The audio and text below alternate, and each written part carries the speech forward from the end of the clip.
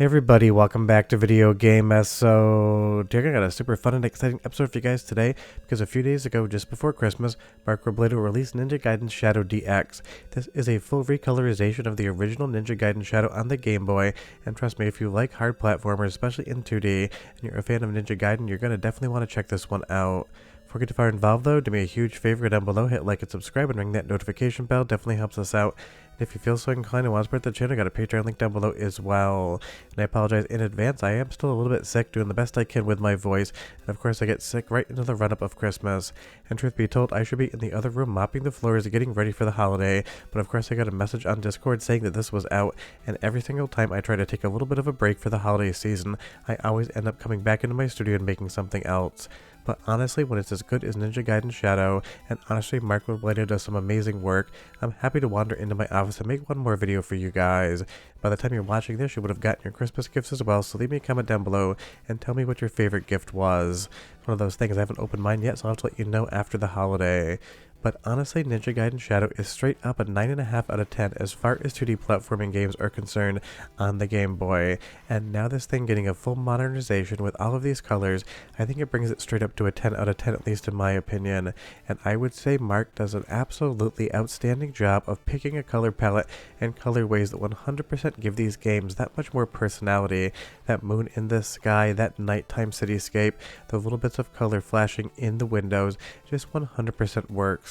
And as we move into this more industrial looking area, the fire in the background and all of the enemies, the color selection here really does allow for the enemies and projectiles to pop off the screen and give you a better read of what you're actually going to be seeing. Because I would say in the original version of this game, my one complaint is sometimes the foreground and the background would compress due to the color. Here, not so much whatsoever, or I should say the lack of color in the original version. And the best part is Ninja Gaiden Shadow is just a straight up fun game to start with, so getting a better version of it with more color and more personality is just 100% going to make this that much more fun. And trust me, this is the type of thing you want to play it on MiSTer FPGA, you want to play it on Analogue Pocket or real hardware, because you don't want any latency in the controls. Now Sameboy would be a great option as well, because that one is extremely low latency. It's probably the only emulator I would recommend to actually check this one out. Leave me a comment down below and you tell me, did you play Ninja Gaiden Shadow back in the day? I don't remember owning it because I actually didn't have a Game Boy. I was a Game Gear kid, but I do remember one of my friends had this game and I definitely played it and had a fun time with it. And I would say Ninja Gaiden is definitely one of my favorite franchises in all of gaming, even if I don't often talk about it on the channel, just because it's incredibly hard as well to do a whole video on it. It would take a lot of hours just to get the footage. But we're going to do an early soundtrack sample at the 3-minute mark right now because I got 2 levels captured before I had to go back to mopping, so enjoy, and I'll be right back.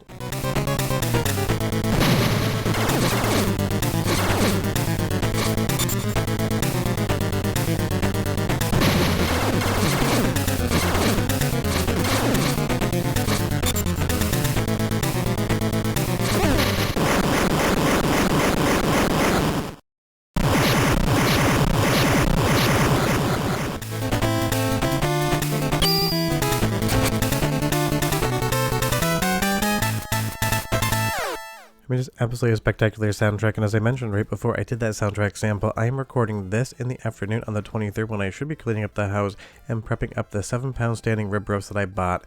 And honestly, if you want to know a pretty funny thing, it's just going to be my wife and I this Christmas, but she made the mistake of letting me go to the store and pick out the prime rib without her there, and of course I bought a 7-pound piece because why wouldn't I do that?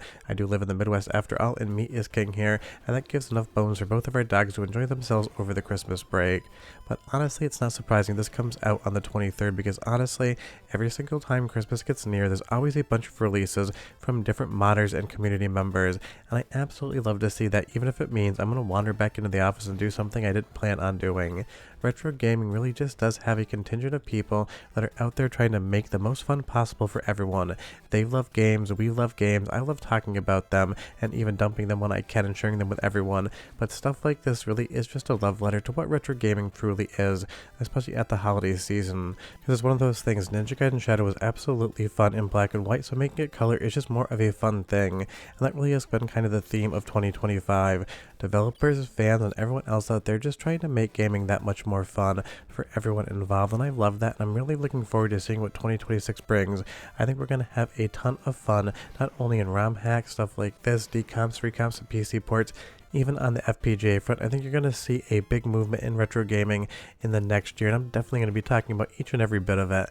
And that is why, honestly, even though I make the joke, I always know I'm going to have to come back into the office and talk about something right around the holidays. I'm always stoked to do it because it means something new and exciting came out that I can share with you guys and then play over the holiday, because I'm definitely going to work on playing this one from start to finish. But again, the capture is just the first 2 levels because I have so much stuff to do right now.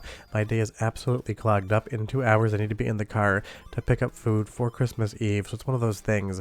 I decided just to squeak into the office to get this thing done so I could release it on the 26th without having to make anything that day.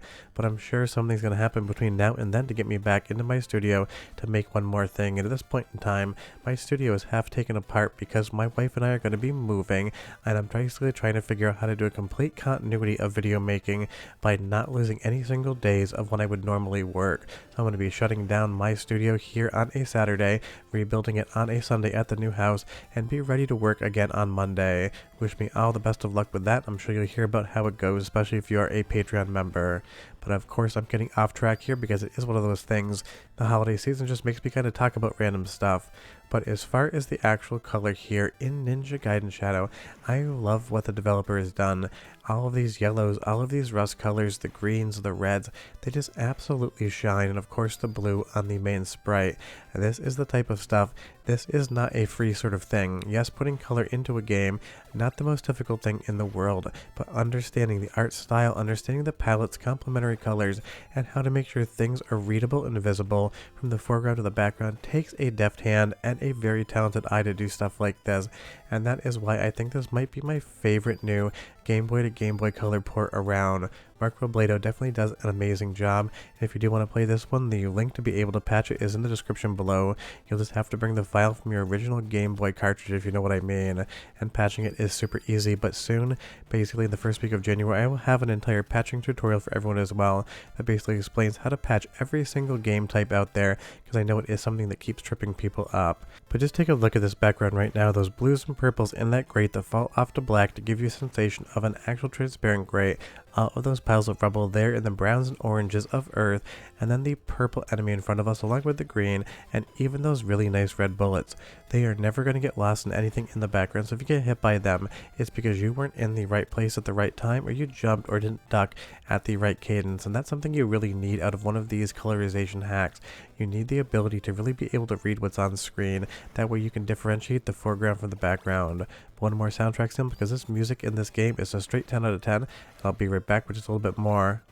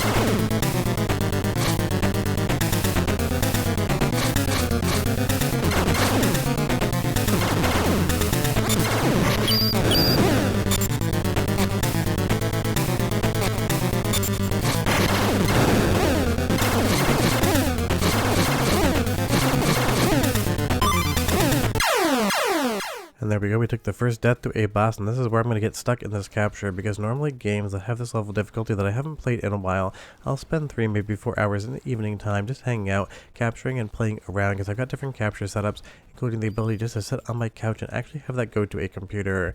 But of course it is about 36 hours away from Christmas morning, so right now I just don't have those hours to spare, so you will have to do the job I couldn't and play Ninja Gaiden Shadow from start to finish over the holiday season between now and New Year's, and that definitely is a lot of fun and a good way to spend some of that holiday time.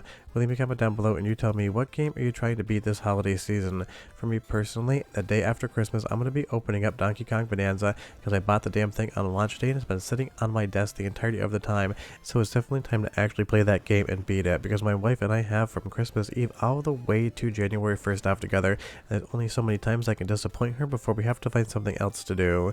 And you know me, you know I love a good joke, especially if I don't telegraph it. But But honestly, Ninja Gaiden Shadow, straight up 10 out of 10 in the colored version of the game. But again, leave me a comment down below and tell me what you get for Christmas and what games have you been playing. Because I'm recording this on December 23rd, but I'll know if I got any gaming stuff by the end of the week. See you guys next time. Bye-bye.